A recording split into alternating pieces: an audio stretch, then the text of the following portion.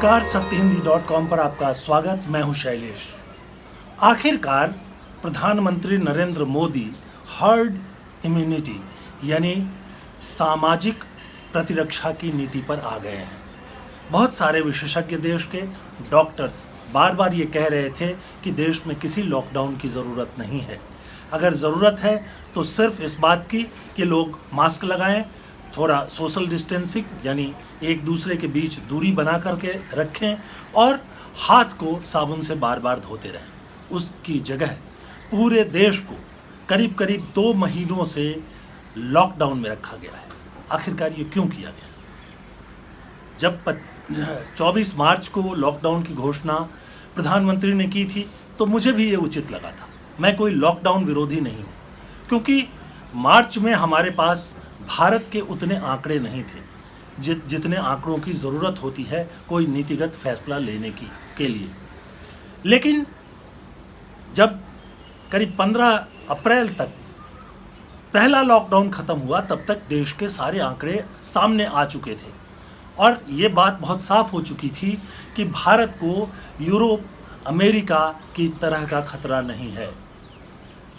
वैसे भी यूरोप और अमेरिका के लिए कोई भी वायरल फीवर या फ्लू बहुत बड़ा खतरा है।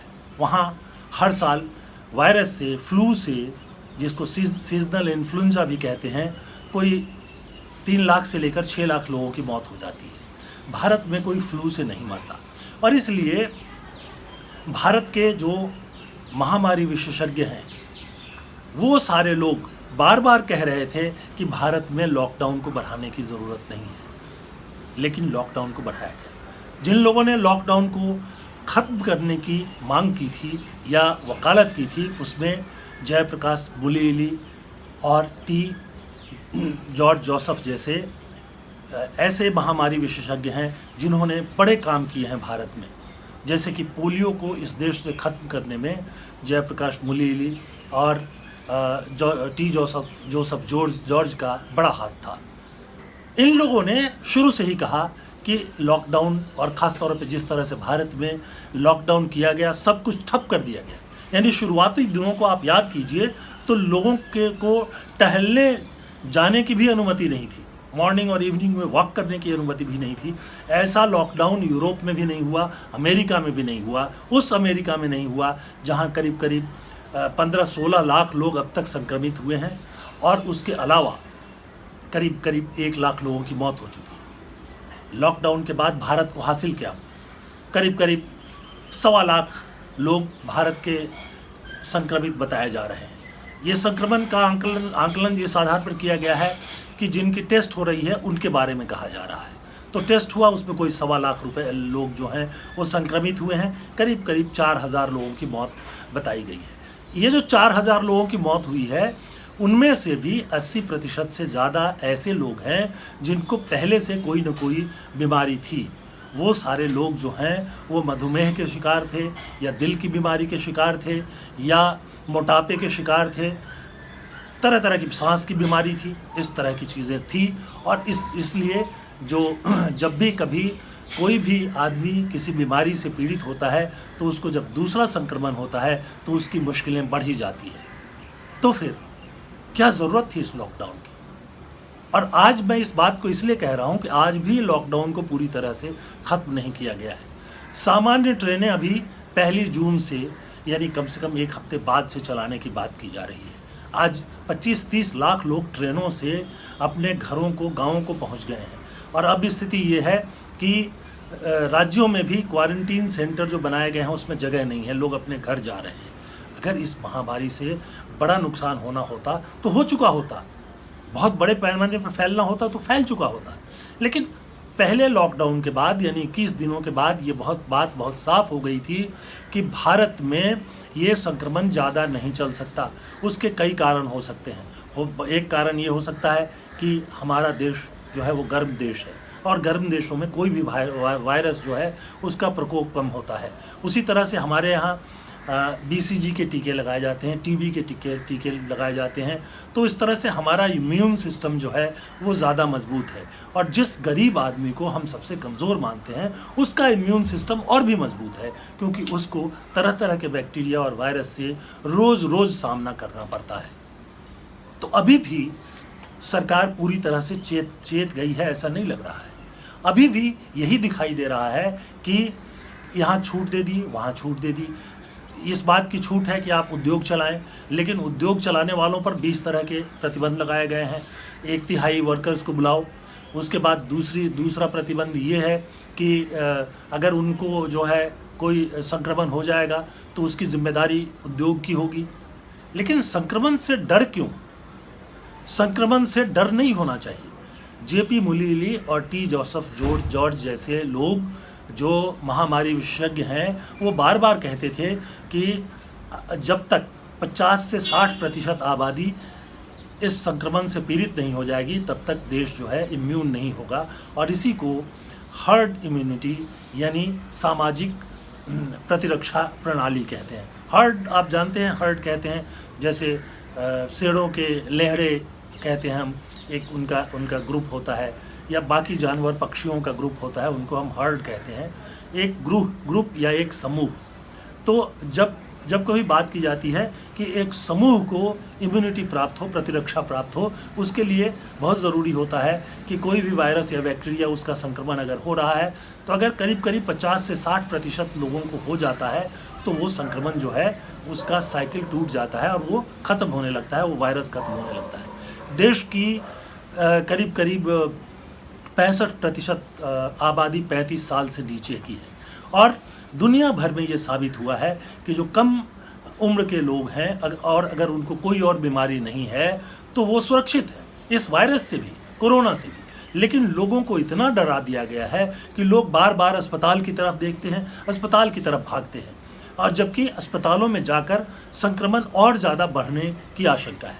बहुत सारे जो डॉक्टर्स और बहुत सारे जो स्वास्थ्यकर्मी, नर्स वगैरह की डेथ हुई, उसके बाद मैंने बहुत सारे डॉक्टरों से बात की और वो सारे डॉक्टर यही कह रहे हैं कि अस्पतालों में वायरस का लोड बढ़ जाता है, यानी बहुत ज़्यादा वायरस आदमी के शरीर में एक साथ पहुंचता है और उसके चलते बहुत सारे जो स्वास्थ्यकर्मी हैं उनको नुकसान उठाना पड़ता है, जान उनका जोखिम में रहता है।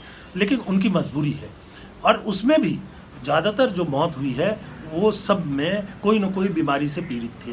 तो ये बहुत पहले से कहा जा रहा था कि 55 साल से ज़्यादा उम्र के जो डॉक्टर और जो नर्सिंग स्टाफ, सपोर्ट स्टाफ है, उसको अस्पताल के रोज़ के काम से छुट्टी दी जाए, उनको घरों से काम पर लगाया जाए। लेकिन सरकार इस बात पर आमादा थी कि वो लॉकडाउन के जरिए इस वायरस के संक्रमण को ख़त्म कर देगी। लॉकडाउन आज की नई खोज नहीं है। हम सब लोगों को लगता है कि ये नई खोज है, लेकिन सच्चाई ये है कि 1918 में भी जब स्वाइन फ्लू, वो भी एक वायरस था, उसका प्रकोप हुआ, तब भी दुनिया के बहुत सारे देशों में लॉकडाउन किया गया था। लेकिन लॉकडाउन ने दुनिया के देशों में स्वाइन फ्लू से भी मुक्त नहीं होने दिया। तब चूँकि हमारा भारत में जो है स्थितियाँ विकट थी, गुलाम थे हम सब लोग, और चिकित्सा सुविधाएं बिल्कुल नहीं थी, इसलिए अनुमान किया जाता है करीब 1 करोड़ 80 लाख लोग जो हैं उनकी मौत हो गई। और ये इस आधार पर निकाला जाता है कि 1910 में जो जनगणना हुई और उसके मतलब ये जो 1918 के बाद जो पहली जनगणना हुई, तो पहला मौका था जब देश की आबादी जो है घट गई थी, और यही करीब 1 करोड़ 80 लाख के करीब आबादी घटी थी। उस समय कोई हमारी आबादी 30 करोड़ हुआ करती थी, उसमें 1 करोड़ 80 लाख अगले जनगणना में संख्या कम हो गई, और इससे अनुमान लगाया गया कि इतने लोगों की मौत हुई होगी। बहरहाल मैं ताज़ा स्थिति पर आता हूँ। जो भारत की अभी स्थिति है, संक्रमण फैल रहा है, इसकी चिंता करने की बिल्कुल ज़रूरत नहीं है। अगर आप स्वस्थ हैं, अगर आपको कोई और बीमारी नहीं है, तो आप सामान्य ढंग से काम कर सकते हैं। हाँ, ये संक्रमण आपको नहीं हो जाए, उससे बचने के 3 ही उपाय हैं। मास्क ज़रूर पहनिए, हाथ की सफाई साबुन से थोड़ी देर के बाद करते रहिए, क्योंकि होता क्या है कि हमारी आदत होती है, हम थोड़ी देर के बाद में हाथ को जो है मुंह के पास, नाक के पास ले जाते हैं, और ये संक्रमण जो है मुंह, नाक और आँख से हमारे भीतर जाता है। अब ये पता चला है कि आँख से भी चला जाता है। तो ये 3 जगह हैं जिनसे वो संक्रमण जाता है और इसलिए हाथ को साफ रखने की ज़रूरत है। उसके अलावा सोशल डिस्टेंसिंग जिसको कहा जाता है, उसको मैं हिंदी में कहूँगा कि व्यक्तिगत दूरी, यानी आप इसके आगे कोई है, आपके अगल बगल में कोई है तो कम से कम 1 मीटर की दूरी बनाकर रखें, ताकि वो आदमी अगर छींके या उसके मुंह से अगर कोई थूक निकले, बोलते समय भी कई लोगों के मुंह से थूक निकलता है, तो वो सीधे आपके ऊपर आकर नहीं गिरे और उस थूक में ही या हमारी छींक में ही जो है अगर संक्रमित व्यक्ति है तो उसमें जो है वो संक्रमण के जो ये वायरस हैं वो मौजूद होते हैं और वो हमको संक्रमित कर सकते हैं। तो 3 ही चीज़ें हैं बचने के लिए: मास्क लगाना, हाथ को नियमित रूप से धोते रहना और उसके बाद डिस्टेंस मेंटेन करना एक दूसरे के बीच में। हालांकि हम देखते हैं कि डिस्टेंस मेंटेन नहीं हुआ। जो मज़दूर रेलवे स्टेशनों पर पहुँचे, बस स्टैंड पर पहुँचे, जो यहाँ तक कि जो राहत के लिए पहुँचे, खाने के लिए पहुँचे, वहाँ सोशल डिस्टेंस का फॉर्मूला बिल्कुल टूट गया। उसके बाद भी ये महामारी जो है, अगर सरकार कहती है कि 1.25 लाख लोगों तक ही पहुँचा है, तो 135 करोड़ का देश है ये। हालांकि ये आंकड़ा सही नहीं है। भारत में तो इस तरह का कोई शोध हो नहीं रहा है कि हम भारत के आंकड़े पर बात करें, लेकिन अमेरिका में एक शोध हुआ जिसमें उन्होंने ये पाया कि कम से कम सर्वे हुआ, शोध की जगह मैं सर्वे शब्द का इस्तेमाल करूंगा, जिसमें उन्होंने कहा कि कम से कम 6% आबादी कोई 15 दिन पहले जो है वो संक्रमित हो चुकी है और वो स्वस्थ है और वो ठीक है। तो आप इस बात को अच्छी तरह से समझें कि संक्रमण के बाद भी 80% लोगों में कोई लक्षण नहीं मिलेगा, वो ठीक हो जाएंगे। उसके बाद 20% बचते हैं, उनमें से 15% भी सामान्य तौर पर अपने घर में रहें, गर्म पानी पिएं, बुखार होने पे 6-6 घंटे पर पैरासीटामोल लें। ये तमाम सारे डॉक्टर जिनसे मैंने बातचीत की उनका कहना है, लें, आप ठीक हो जाएंगे। इसको ठीक होने में, संक्रमण को पूरी तरह से खत्म होने पे में आमतौर पे 14-15 दिन लगते हैं, कभी कभी 21 दिन भी लग जाते हैं, लेकिन 14-15 दिनों में आप ठीक हो जाते हैं। 3-4 दिन आपके बड़े क्रिटिकल होते हैं, उस समय सांस लेने में थोड़ी तकलीफ होती है। उस वक्त सबसे अच्छा इलाज है कि आप खूब गर्म पानी पीते रहें, जितना गर्म आप पी सकते हो उतना गर्म पिएं। अपने इम्यून को बढ़ाने के लिए नींबू पानी लें, विटामिन सी से हमारा इम्यून जो है वो बढ़ता है। नींबू में, संतरा में, मौसमी में और बहुत सारे फलों में जो है ये मौजूद है, ये हम ले सकते हैं। तो ये जो है अच्छा तरीका है। लेकिन भारत की सरकार ऐसा लग रहा है कि चीन और अमेरिका के बीच जो द्वंद्व चल रहा है उसमें फंसी हुई है। चीन और अमेरिका में कोरोना को लेकर के एक कोल्ड वार कह सकते हैं, कोल्ड वार, बहुत दिनों से ये शब्द इस्तेमाल नहीं हुआ है, तो कोल्ड वार जो है वो चल रहा है। कोल्ड वार क्या है कि अमेरिका लगातार चीन पर आरोप लगा रहा है कि वहाँ आंकड़े छुपाए गए, उन्होंने मौत की संख्या सही नहीं बताई और इस तरह की बहुत सारी चीज़ें कही जा रही हैं। तो संक्रमण वहाँ से फैला, वुहान शहर जो चीन का है वहाँ से फैला, ये बात साफ है। बहरहाल हम उस पर नहीं जाते हैं। अमेरिकी राष्ट्रपति डोनाल्ड ट्रंप इस पर बार बार बात करते रहते हैं, लेकिन ये भी जो लड़ाई है वो लग रहा है कि एक तरह से प्रतिष्ठा की, मूंछ की लड़ाई जिसको हम कहते हैं, वो मूंछ की लड़ाई है कि तुम सही हो कि मैं सही हूँ। अमेरिका में मौत के लिए कौन जिम्मेदार है? तो जाहिर सी बात है, डोनाल्ड ट्रंप ने एक बार गलती से ही सही शायद कह दिया था कि जो हमारे ओल्ड एज होम है, जिसको वहाँ केयर सेंटर कहा जाता है, कुछ नर्सिंग होम में भी रहते हैं, उसको ठीक से हम वहाँ पर इसका संक्रमण कैसे होगा समझ नहीं पाए। और ज़्यादातर लोग जो हैं ज़्यादा उम्र के हैं, उसके अलावा जिनको ज़्यादा उम्र के साथ कोई और बीमारी थी तो वो उनकी मौत हुई है। जो यूथ है उनमें बहुत कम संख्या मौत की है। जैसा हमने बताया कि कभी कभी वायरस जो है बहुत ज़्यादा हो जाता है, ख़ासतौर पे जो अस्पतालों में काम करते हैं, सफाई के लिए काम कर रहे हैं, बहुत लंबे समय तक वो अगर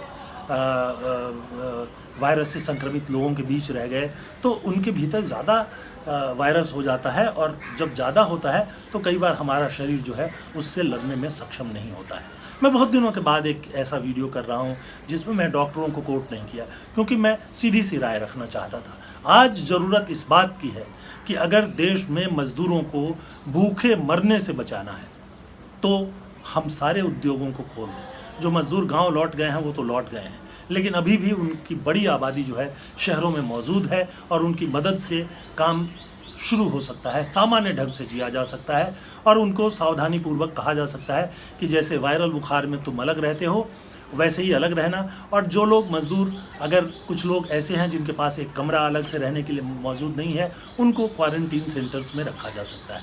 बच्चों में इसका प्रभाव बहुत कम होता है। दुनिया के बहुत सारे देश जो हैं अपने स्कूलों को, कॉलेजों को खोल चुके हैं। भारत में इसके बारे में अभी चर्चा ही नहीं हो रही है। विदेशों के लिए जो हवाई जहाज़ चलाने की चर्चा हो रही है, और आपको याद होगा कि ये बीमारी जो है हवाई जहाज़ से भारत पहुंची थी। कहीं कहीं से होते हुए संक्रमित लोग जब हवाई जहाज़ से भारत आए तो उनको उसके ज़रिए जो है भारत में फैला। तो अमेरिका और चीन भले ही नाक की लड़ाई लड़ रहे हैं, मूंछ की लड़ाई लड़ रहे हैं, उनको छोड़ देना चाहिए और उनके जो अपने आंकड़े हैं उसके हिसाब से उनको चलने देना चाहिए। भारत के आंकड़े बताते हैं कि ये बीमारी कोई महामारी जैसी स्थिति नहीं है।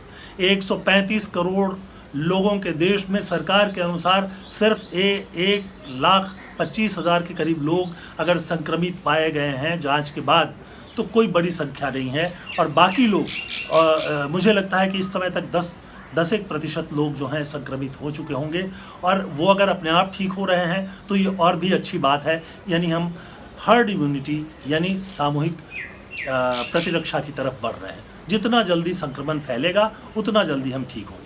लेकिन कुछ वीडियो मैंने देखे जिनमें कि बहुत यंग लोग बहुत कातरता के साथ में अपील कर रहे हैं सरकार से कि आप मुझे हॉस्पिटल ले चलो। मैं कहूँगा कि मत जाओ हॉस्पिटल। जब तक आपको सांस लेना बिल्कुल मुश्किल नहीं हो जाए तब तक आप हॉस्पिटल मत जाइए। क्वारंटीन सेंटर में भी जाने की ज़रूरत नहीं है। वैसे जो सरकार आदेश दे वो तो करना ही होगा। सरकार जो जिन लोगों में सिर्फ शक होता है उनको भी ले जाके क्वारंटीन सेंटर में डाल रही थी। अब थोड़ी छूट दी गई है कि घर में रहिए।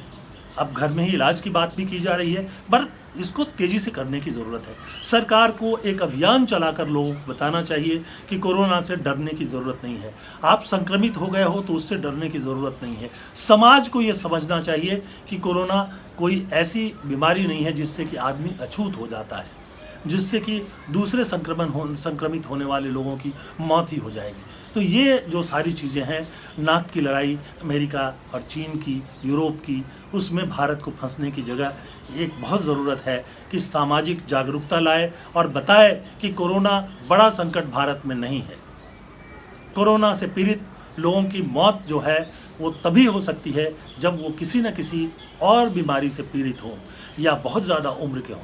जब मैं बहुत ज़्यादा उम्र की कहता हूँ तो मुझे लगता है कि वैसे तो ये 60 से शुरू हो जाता है, लेकिन कोई 75 साल की उम्र के लोग, जब हमारा इम्यून सिस्टम जो है एकदम कमज़ोर होने लगता है। ये सारी चीज़ें, बहुत सारे जो जर्नल्स हैं, बहुत सारे जो मेडिकल रिपोर्ट्स हैं और जो मेरे बहुत सारे डॉक्टर्स हैं जिनसे मैं इंटरव्यू करके इसी चैनल पर आपके सामने रखता रहा हूँ, उनसे बातचीत करने के बाद मैंने सामने रखा है। तो आपको हमारी ये राय कैसी लगी हमें ज़रूर बताइएगा। आप satyhindi.com पर लॉगिन करके अपनी राय लिख सकते हैं। कृपा करके भाषा को शालीन रखें और मर्यादा का पालन करें। कोई गाली गलौज की भाषा से आप अगर सोचते हो कि कोई डर जाता है तो हम नहीं डरते हैं।